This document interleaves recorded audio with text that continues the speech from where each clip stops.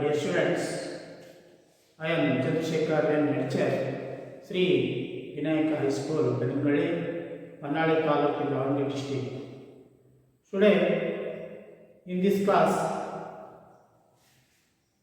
10th standard second language, English, poem, the George poem 2. This poem written by Carl Handel Hennis Jr.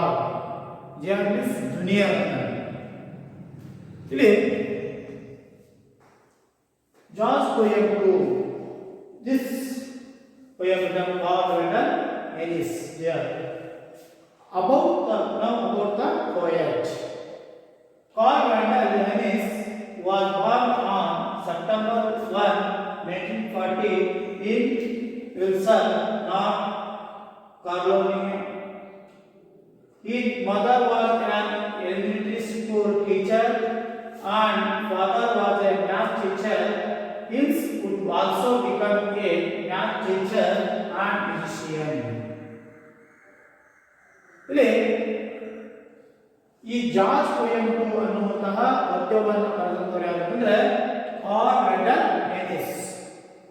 ಅವರ ಬಗ್ಗೆ ನಾವು ಸ್ವಲ್ಪ ಒಂದು ಪರಿಚಯವನ್ನು ನಾವು ತಿಳ್ಕೊಳ್ಬೇಕಂದ್ರೆ Carl Wendell Hines was born on September 1, 1940 in Wilson ನಗರದಲ್ಲಿ ಸೆಪ್ಟೆಂಬರ್ 1, 1940ರಲ್ಲಿ ಜನಿಸ್ತಾರೆ. ನಂತರ ನಾರ್ತ್ ಕೊರೊಲಿನಾ ಅನ್ನುವಂತಹ ಸ್ಥಳ. His mother was a elementary school teacher. ಅವರ ತಾಯಿಯೂ ಸಹ elementary ಸ್ಕೂಲಿನ ಒಬ್ಬ ಶಿಕ್ಷಕಿಯಾಗಿ ಕಾರ್ಯನಿರ್ವಹಿಸಿದ್ರು.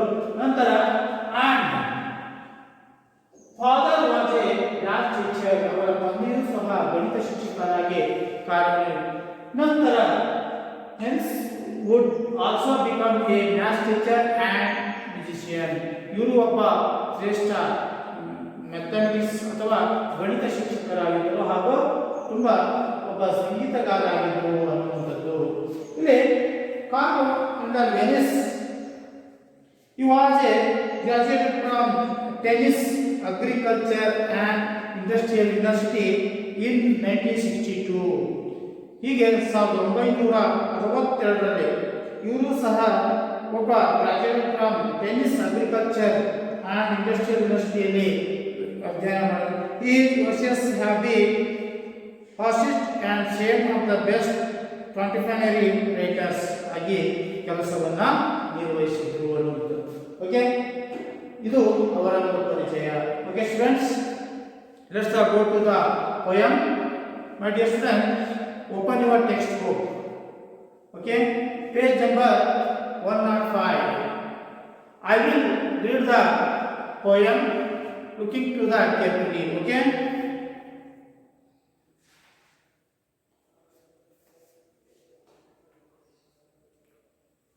poetry. Before you read,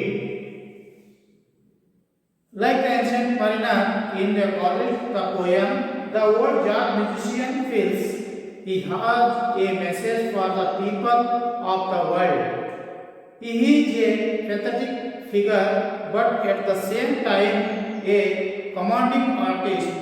He has the power in him to make people listen, a gift that not many possess. He is a silent in speech, but equivalent in music. George poem 2. This poem written by Carl Handel Hennis. There he stands seen like a dark ancient mariner. His wrinkled old face show full of the worries of living age. Turned downward with closed eyes, his fair color, faded blue, old shirt, old jacket, and drops. Loosely above were old jacket, just barely holding his shining stomach in air. His run down shoes have paper in them, and ease. Rough, unseven pace shows pain in each wrinkle, but there he stands in self-thought, solitude head. Still down eyes, still closed ears, fucked and trained upon the pause like far across his chest lies and world. Alto saxophone supported from his neck by a white coat hanger. Gently and lifts it now to potted lips see to tell all the world that he is a black man, that he was sent there to spread and black gospel of George. Now fetching it with words of screaming notes and chords. He is no longer a man, no, not even a black man, but a bird, one that gathers has wings and flies high, higher, until he flies away or come back up to find himself a black man again. Once again, there he stands see like a dark ancient mariner, his wrinkled old face so full of the worries of living is turned downwards with closed eyes, his flat collar, faded blue old shirt turned dark with sweat, and the old necktie and drops closely about the old jacket just bodily holding his shaking stomach in air. His run-down shoes have papers with them, and each rough unseven pace of pain in each wrinkle, but there he stands in self-proud solitude head. Still down eyes, still closed ears, for and time upon the cross line for crosses his chest lies and wood. Alto saxophone supported from his neck by a wire coat hanger. Gently he lifts it now to potted lips see to tell all the world that he is a black man, that he was sent here to spread first a black gospel of George, now preaching it with words of screaming notes and chords. He is no longer a man, no, not even a black man, but a bird that gathers his wings and flies higher until he flies away or come back to find himself a black man again.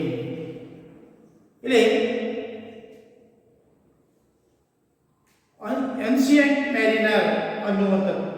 Ancient reference to a poem, The Rime of the Ancient Mariner by Samuel Coleridge, in which a seaman shoots an albatross, a bird of good omen, and suffers supernatural punishment.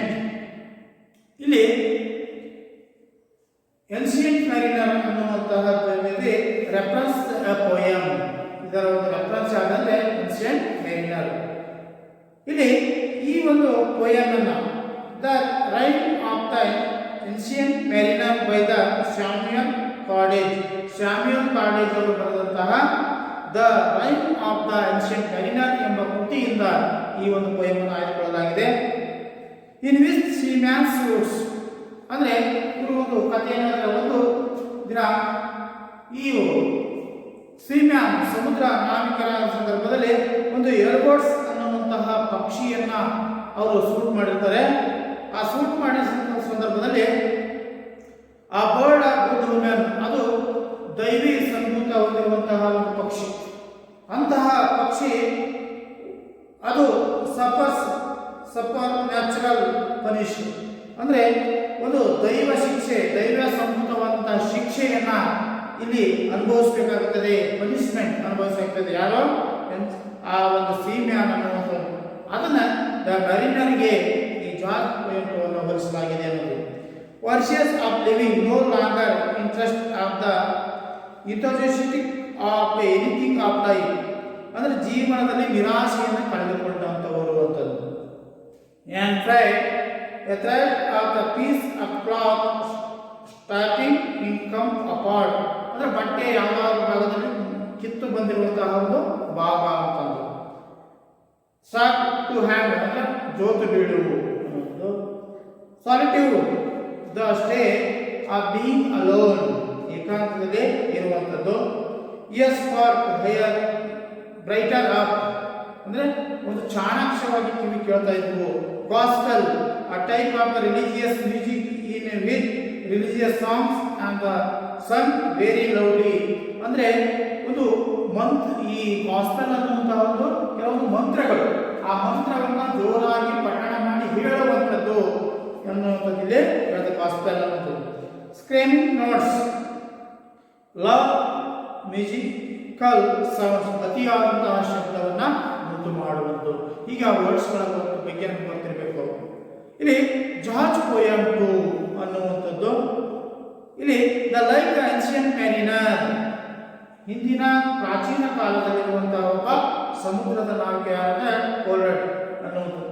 ಈ old George musician ಇವನು ಸಹ ಒಬ್ಬ George musician feels has A message for ಅವನ ಭಾವನೆಗಳ ಮುಖಾಂತರ, ಸಂಗೀತದ ಮುಖಾಂತರ ಅವನ ಭಾವನೆಗಳನ್ನ ಇಡೀ ಜಗತ್ತಿನ ಜನರಿಗೆ ಸಾರುವಂತವರು ಆಗಿದ್ದರು ಅನ್ನುವಂಥದ್ದು. ಹೀಗೆ ಪೆಂಥೆಟಿಕ್ ಫಿಗರ್ ಇದು ಕರುಣಾಜನಕವಾದಂತಹ ಒಂದು ಚಿತ್ರಣ. But it is same of the commanding artist ಅದೇ ಕೆಲವೊಂದು ವಿಚಾರಗಳನ್ನು ಒಂದು ಪರಿಣಾಮಕಾರಿಯಾಗಿ ಹೇಳುವಂಥದ್ದು ಅನ್ನೋದು. ಇಲ್ಲಿ is a power of to make people listen ಪ್ರತಿಯೊಬ್ಬ ಇಡೀ ಜನರು ಲಕ್ಷ್ಯ ಕೊಟ್ಟು ಕೇಳುವಂತಹ ಒಂದು ವ್ಯವಸ್ಥೆಯನ್ನ ಈ ಒಂದು ಪೋಯಂ ಹೊಂದಿದೆ. ಹಾಗೆ ಈ gift that not money process is A silent speech of the equality music ಅಂದರೆ ಸಂಗೀತಕ್ಕೆ ಸಮಾನವಾಗಿ ಒಂದು ಶಾಂತ ರೀತಿಯಿಂದ ಮೌನವಾದ ಮಾತಿನ ಮೂಲಕ ಜನಸಾಮಾನ್ಯರಿಗೆ ಕೆಲವು ವಿಚಾರಗಳನ್ನು ತಿಳಿಸುವಂಥದ್ದು. ಜಾರ್ಜ್ poem this poem written by Carl Wendell Hines. ಇಲ್ಲಿ ಜೆ ಆರ್ ಅನ್ನುವಂಥದ್ದು ಅಲ್ಲಿ ಜೂನಿಯರ್ ಅಂತ, ಹೌದಾ? ಎಸ್ ಆರ್ ಅಂದ್ರೆ ಸೀನಿಯರ್ ಅಂತ. ಅವರ ಪ್ರತಿಯೊಂದು ಆ ದೇಶದಲ್ಲಿ ಒಂದೇ ತರನಾದಂಥ ಹೆಸರು ಹುಟ್ಟಿದ್ರು ಅಂತಂದ್ರೆ ಸೀನಿಯರ್ ಮತ್ತು ಜೂನಿಯರ್ ಅನ್ನುವಂತಹ ಒಂದು ಇದನ್ನ mention ಮಾಡಲಾಗ್ತಿದೆ.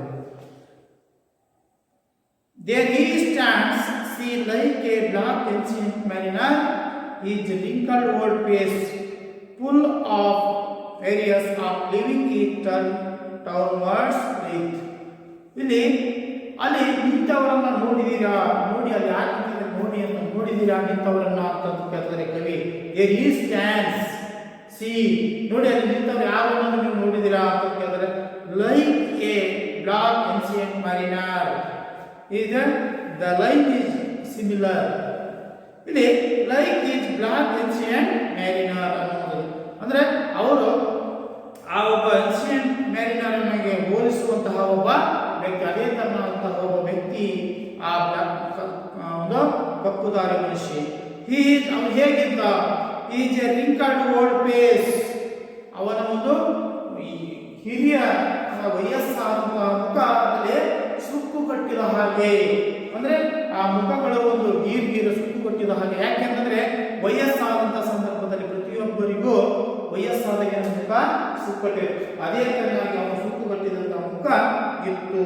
So full of warriors of living ಅಂದ್ರೆ ಅವನು ಬದುಕಿನಲ್ಲಿ ಉತ್ಸಾಹವಿಲ್ಲದೆ ತನ್ನ ಜೀವನವನ್ನು ಕಳೆದ ರೀತಿಯಲ್ಲಿ ಅವನು ಇದ್ದ. ಅವನು ನೋಡಿದಾಗ ಜೀವನ ಬದುಕಬೇಕು ಅನ್ನೋದಿಲ್ಲ, ಬೇಗ ಸಾಯ್ಬೇಕು ಅನ್ನೋ ರೀತಿಯಲ್ಲಿ ಇದ್ದ ಅನ್ನೋದು ಅಂದ್ರೆ ಚಿಂತಾಕ್ರಾಂತನಾಗಿದ್ದ. ವರ್ಷಿಯಸ್ ಲಿವಿಂಗ್ ಈ ಟರ್ನ್ ಡೌನ್ ವರ್ಡ್ ವಿತ್ ಅಂದ್ರೆ ಮೇಲಿಂದ ಕೆಳಗೆ ನೋಡಿದ ಸಂದರ್ಭ ಹಿಂದೆ ಮುಂದೆ ನೋಡಿ ಸಹ ಯಾವುದೂ ಒಂದು ನಿಶಕ್ತನಾದಂಥ ಮನುಷ್ಯ ಇದ್ದ. ಅಂದ್ರೆ ಒಂದು ಜೋತು ಬಿದ್ದ ಮುಖವನ್ನು ಇಟ್ಟುಕೊಂಡು ಅವನು ಇದ್ದ ಅನ್ನೋದ್ರಲ್ಲಿ ನೋಡ್ತಾನೆ. ವಿತ್ ಕ್ಲೋಸ್ ಐಸ್ ನೋಡಿ, ಮತ್ತು ಅವನು ಹೇಗಿದ್ದ ಅವನ ಮುಖ ಅಂತಂದ್ರೆ ಅವನು ಕಣ್ಣುಗಳನ್ನ ಮುಚ್ಚಿಕೊಂಡಿದ್ದ. ಈ bright colour faded blue old shirt dark with sweat and old necktie undone drops loosely about the one with closed eyes. ಅವನನ್ನು ನೋಡಿದ ತಕ್ಷಣ ಅವನ ಕಣ್ಣುಗಳು ಏನಾಗಿತ್ತು, ಮುಚ್ಚಿಕೊಂಡಿದ್ದವು. ಈ bright colour faded blue old shirt, ಅವನ ಒಂದು ಹಳೆಯದಾದಂತಹ ಒಂದು ನೀಲಿ ಬಣ್ಣದ ಶರ್ಟ್ ಅನ್ನ ಹಾಕಿಕೊಂಡಿದ್ದ. ಆ ಹಾಕಿಕೊಂಡ ಸಂದರ್ಭದಲ್ಲಿ ಅದು ಫೇಡೆಡ್ ಅಂದ್ರೆ ಮಾಸಿ ಹೋಗಿತ್ತು. ಆ ಬ್ಲೂ ಅನ್ನುವ ಶರ್ಟ್ ಮಾಸಿ ಹೋಗಿ ಟರ್ನ್ ಡಾರ್ಕ್ ಕಂದು ಬಣ್ಣಕ್ಕೆ ತಿರುಗಿತ್ತು ಅನ್ನೋದು. ಅಂದ್ರೆ ಆ ಬಹಳ ಹಳೆಯದಾದಂತಹ ಒಂದು ಶರ್ಟ್ ಅನ್ನು ಧರಿಸಿದ್ದ. ಅದು ಸ್ವೆಟ್ ಅಂಡ್ ಓಲ್ಡ್ ನೆಕ್ಟೈ, ಆ ಒಂದು ಬೆವರಿನಿಂದ ಮುಖಾಂತರ ಬೆವರು ಹಾಗೆ ಇತ್ತು. ಆ ಒಂದು ಬ್ಲೂ ಶರ್ಟ್ ಇತ್ತು, ಒಂದು ಏನಾಗ್ತದೆ ಡಾರ್ಕ್ ಕಪ್ಪು ಬಣ್ಣದ ಕಂದು ಬಣ್ಣದ ಒಂದು ಶರ್ಟ್ ಆಗಿದೆ ಹೊರಹೋಗ್ತದೆ ಅನ್ನುವುದು. ಅಂದ್ರೆ ಅಲ್ಲಿ ಆ ಕೆಲವೊಂದು ಕಲರ್ ಕಿತ್ತು ಸಹ ಪಟ್ಟಿಗಳು ಹರಿದು ಹೊರ ಬಂತು. ಸ್ವೆಟ್ ಬೆವರು ಅಂಡ್ ಓಲ್ಡ್ ನೆಕ್ಟೈ, ಹಳೆಯದಾದಂತಹ ಕುತ್ತಿಗೆಯ ಪಟ್ಟಿ ಅದು ಸಹ ಅಂಡ್ ಹಾಳಾಗಿತ್ತು. ಲಾಸ್ಟ್ಲಿ ಅಬೌಟ್ ಅವರ್, ಅವನು ಧರಿಸಿದಂತಹ ಆ ಒಂದು ನೆಕ್ಟೈ ತುಂಬಾ ಲೂಸ್ ಆಗಿ ಹಳೆಯದಾಗಿತ್ತು, ಲೂಸ್ ಆಗಿ ಹಳೆಯದಾಗಿ ಕಿತ್ಕೊಂಡು ಬಿದ್ದಿತ್ತು ಅನ್ನುವಂಥದ್ದಿದೆ ಹೇಳ್ತಾರೆ. ನೆಕ್ಟೈ ಮೀನ್ಸ್ ಬರಳಪಟ್ಟಿ ಅಂತ, ಅದು ಸಹ ಹರಿದ ಜೋತು ಬಿದ್ದಿತ್ತು ಅಂತ. Old jacket just while holding his hanging stomach in air, his run down shoes have paper in them and his ಮತ್ತು ಹಳೆಯದಾದಂತಹ ಒಂದು ಮೇಲಂಗಿ, ಜಾಕೆಟ್ ಮೀನ್ಸ್ ಮೇಲಂಗಿ ಏನಾಗಿದೆ, ಜಸ್ಟ್ ಬೆರ್ಲಿ ಹೋಲ್ಡಿಂಗ್ ಈ ಹ್ಯಾಂಗಿಂಗ್ ಸ್ಟಮಕ್ ಇನ್, ಅವನ ಹೊಟ್ಟೆ ಏನಾಗಿದೆ ಅಂದ್ರೆ ತುಂಬಾ ಹೊಟ್ಟೆ ಇದ್ದುದರಿಂದ ಹೊಟ್ಟೆ ಜೋತಾಡ್ತಾ ಇತ್ತು ಅಂತ ಹೊಟ್ಟೆ ಇತ್ತು. ಜಾಕೆಟ್ ಜಸ್ಟ್ ಬಾರ್ಲಿ ಆದ ಹೋಲ್ಡಿಂಗ್ ಮೀನ್ಸ್ ನೇತಾಡ್, ಹ್ಯಾಂಗಿಂಗ್ ಜೋತು ಬಿದ್ದು ಸ್ಟಮಕ್, ಅವನ ಹೊಟ್ಟೆ ಜೋತು ಬಿದ್ದು ನೇತಾಡ್ತಾ ಇತ್ತು. ಹೌದು. ರನ್ ಡೌನ್ ಶೂಸ್ ಮತ್ತೆ ಏನಿತ್ತು ಅಂದ್ರೆ ಅವನ ಒಂದು ಶೂಗಳು ಓಡಾಡಿ ತುಂಬಾ ಹಳೆಯದಾಗಿತ್ತು. ಹಳೆಯದಾಗಿದ್ದೆಲ್ಲ ಕಿತ್ಕೊಂಡು ಹೋಗಿ ಈ ಪೇಪರ್ ಇದೆ ಅವುಗಳಿಗೆ ಪೇಪರ್ ಅನ್ನ ಶಿಕ್ಷಿಸಿದ್ದ. ಅಂದ್ರೆ ಹಳೆಯದಾಗಿ ಹಾಕಿದ್ವು, ಹಾಗಾಗಿ ಅವುಗಳನ್ನ ಪೇಪರ್ ಹಾಕಿಬಿಟ್ಟ ಅಂತಂದ್ರೆ ಹೇಳ್ತಾರೆ. Rough on seven, his rough on seven face in each wrinkle, but there he stands in self-broad sheltered head. ಮತ್ತೆ ಅವನ ಮುಖವನ್ನು ನೋಡಿದಂಥ ಸಂದರ್ಭದಲ್ಲಿ ಅವನ ಮುಖ ಆನ್ ಸೆವೆನ್ ಪೇಸ್, ಆ ಒಂದು ಗಡ್ಡವನ್ನು ಮಾಡಿಕೊಳ್ಳದೇ ಇರುವಂತಹ ಮುಖ, ಮತ್ತು ಆ ಮುಖ ರಫ್ ಆಗಿತ್ತು, ಒರಟಾದಂತಹ ಮುಖ ಆಗಿತ್ತು. ಹಾಗೂ ಆ ಮುಖದಲ್ಲಿ ಪೇಸ್ ಆಫ್ ಪೇನ್, ಆ ಮುಖ ನೋಡಿದ ತಕ್ಷಣ ಏನೋ ಒಂದು ದುಃಖದಿಂದ ಕೂಡಿರುವಂತಹ ಮುಖ ಅವನಾಗಿತ್ತು ಅನ್ನುವಂಥದ್ದು. Pain is wrinkled but they stands in self proud solitude head. ಅವನ ಒಂದು ಮುಖ ಪ್ರತಿಯೊಂದು ರಿಂಕಲ್, ಆ ಒಂದು ಸುತ್ತುವರಿದಂತಹ ಏನೋ ಆ ಕಡೆ ಈ ಕಡೆ ಜೋತು ಬಿದ್ದಂತಹ ಮುಖಗಳು, ನೆರೆ ಕಟ್ಟಿದ ಮುಖಗಳು, ದೇ ಸ್ಟ್ಯಾಂಡ್ಸ್ ಅಂತ ಅವನು ನೀವು ನೋಡಿದ ನಿಂತ್ಕೊಂಡಿದ್ದಾನೆ. ಇನ್ ಸೆಲ್ಫ್ ಬ್ರಾಡ್ ಶಾಲಿಟ್ಯೂಡ್ ಹೆಡ್, ಈ ತನ್ನ ತಲೆಯಲ್ಲಿ ಏನೋ ಒಂದು ಏಕಾಂತದಲ್ಲಿ ವಿಚಾರವನ್ನು ಮಾಡ್ತಾ ಇದ್ದಾನೋ ಅನ್ನುವ ಹಾಗೆ ನಿಂತ್ಕೊಂಡಿದ್ದಾನೆ ಅನ್ನುವಂಥದ್ದಲ್ಲಿ ಲೇಖಕರು ಹೇಳ್ತಾರೆ. ಹೆಡ್ ಸ್ಟಿಲ್ ಡೌನ್, ತನ್ನ ತಲೆಯನ್ನು ಕೆಳಗೆ ಮಾಡಿಕೊಂಡಿದ್ದ. ಐ ಸ್ಟಿಲ್ ಕ್ಲೋಸ್, ಮತ್ತೆ ತನ್ನ ಕಣ್ಣುಗಳನ್ನ ಮುಚ್ಚಿಕೊಂಡಿದ್ದ. ಇಯರ್ಸ್ ವರ್ಕ್, ಅವನ ಆದ ಕಿವಿಗಳು ತುಂಬಾ ಚುರುಕಾಗಿದ್ದು, ಸೂಕ್ಷ್ಮತೆಯನ್ನು ಅಂದ್ರೆ ನಡುತನೆಯನ್ನು ಮಾತಾಡಿಸುವ ಕೇಳಿಸುವಂತ ಸ್ಪಷ್ಟವಾಗಿತ್ತು. And train upon in the bass line for, ಮತ್ತೆ ಅಲ್ಲಿ ಒಂದು ದೊಡ್ಡದಾದಂತಹ ಒಂದು ಪಟ್ಟಿ ತಲೆ ಇತ್ತು ಅವನಂತೆ ಇದರ ಮೇಲೆ ಅನ್ನುವಂಥದ್ದು. ಅಕ್ರಾಸ್ ಇನ್ ಚೆಸ್ಟ್ ಲೈಸ್ ಅಂತ ಓಲ್ಡ್, ಅದು ಹಳೆಯದಾದಂತಹ ಒಂದು ಎದೆಯ ಮೇಲೆ ಒಂದು ಕ್ರಾಸ್ ಅಡ್ಡಪಟ್ಟಿ ಅನ್ನುವಂಥದ್ದಿತ್ತು. ಆ ಪಟ್ಟಿಯಲ್ಲಿ ವರ್ಡ್ಸ್ ಆಲ್ಮೋಸ್ಟ್ ಸೆಕ್ಸೋಫೋನ್ ಅನ್ನುವಂಥ ಒಂದು ಸಂಗೀತವನ್ನು ನುಡಿಸುವಂತಹ ಒಂದು ಇನ್ಸ್ಟ್ರೂಮೆಂಟ್ಸ್, ಸಂಗೀತವನ್ನು ನುಡಿಸುವಂತಹ ಒಂದು ಇನ್ಸ್ಟ್ರೂಮೆಂಟ್ ಅದು alto saxophone, old alto saxophone. Supported from the neck by, ಆ ಕುತ್ತಿಗೆಯಲ್ಲಿ ಏನು ಅಡ್ಡಪಟ್ಟಿತ್ತಲ್ಲ ಅದು ಸಪೋರ್ಟ್ ಅದರಿಂದ ಸಪೋರ್ಟ್ ತೆಗೆದುಕೊಂಡು ಆ ಓಲ್ಡ್ ಸೆಕ್ಸೋಫೋನ್ ಅನ್ನ ಅದರಲ್ಲಿ ಕಟ್ಕೊಂಡಿದ್ದ ಅನ್ನುವಂಥದ್ದು.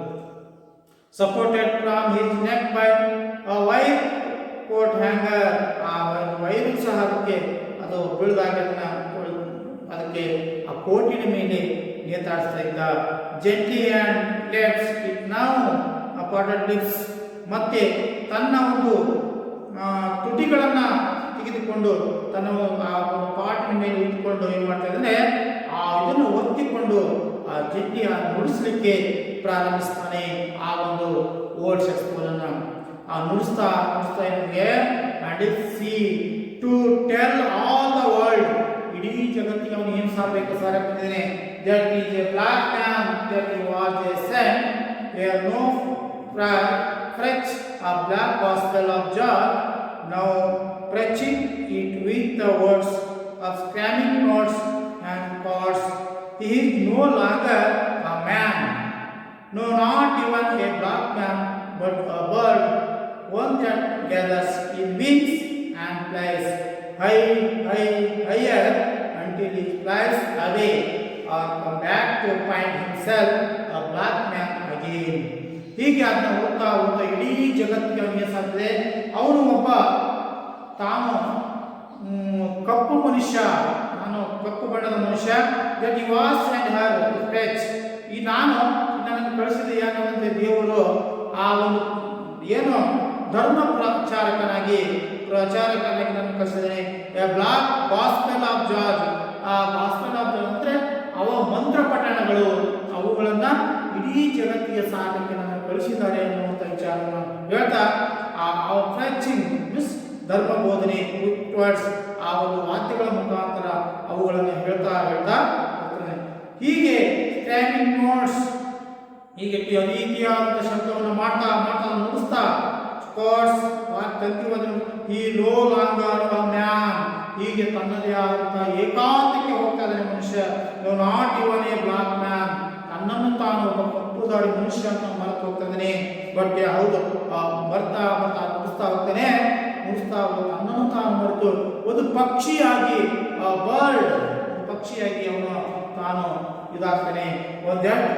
ವಿಂಗ್ಸ್, ಅವನಿಗೆ ರೆಕ್ಕೆಗಳು ಬರ್ತದೆ. ಆ ಒಂದು ನುಡಿಸ್ತಾ ಒಂದು ಪಕ್ಷಿಯಾಗಿ ತನಗೆ ರೆಕ್ಕೆಗಳು ಬಂದಾಗ ಹಾರಡಲಿಕ್ಕೆ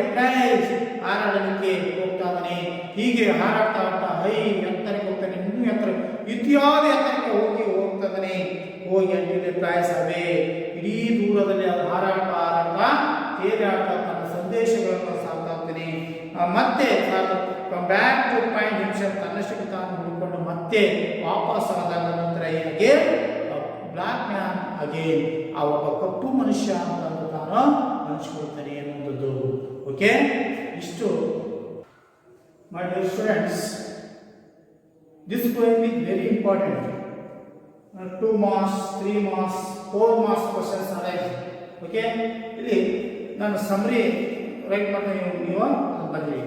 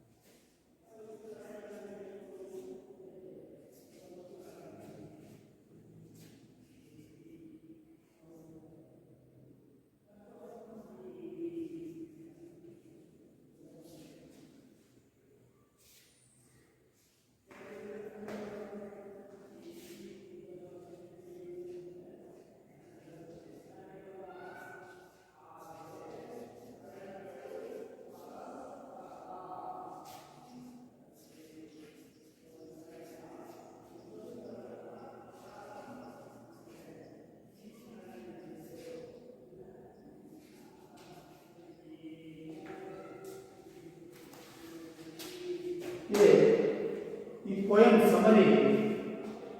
John poem 2 is written by C.F. Hinz. The John player looks like a ancient mariner. He has a rough and uncertain face and a sagging stomach. He wears a faded blue shirt in a loose necktie and old jacket.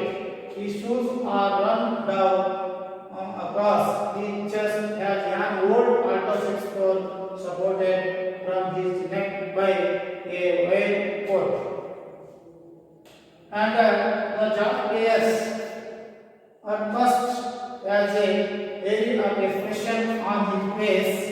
He keeps his head down and appears to be in a fair.